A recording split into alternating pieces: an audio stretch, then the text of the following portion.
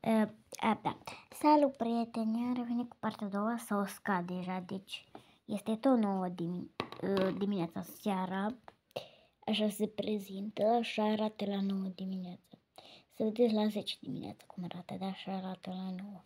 Așa, s-o scad, e bine.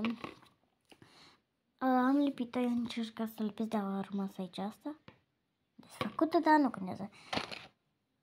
Iau markerul și revin după ce termin și o să fac și inimioară. Pa! Și a terminat.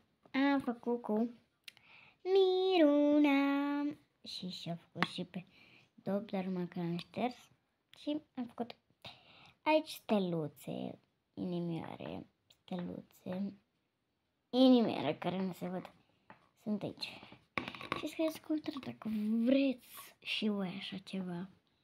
Să scrieți comentarii și o să mai rămân cu voi pe fir pentru că nu e tot la această sticlă.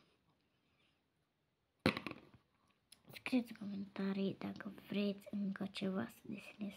O să desenez. Revin.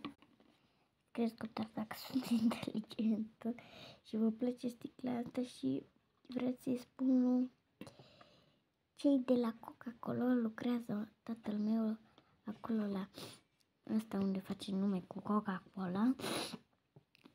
Vreți să spun să fac așa sticlele, numai cu negru și cu albe alea care sunt cum să zic, le găsești rar și să fac așa sticlele. Scrieți comentarii dacă vreți să vă spun asta cu tatăl meu. Vă pupăcesc! Asta este partea a doua din sticluța. Sticluța Coca. Scrieți comentarii dacă vreți să fac partea a doua cu sticluța mea. Vă pupă sticluța și eu. Pa! Pa, domnilor, vă las, pa, vă pup!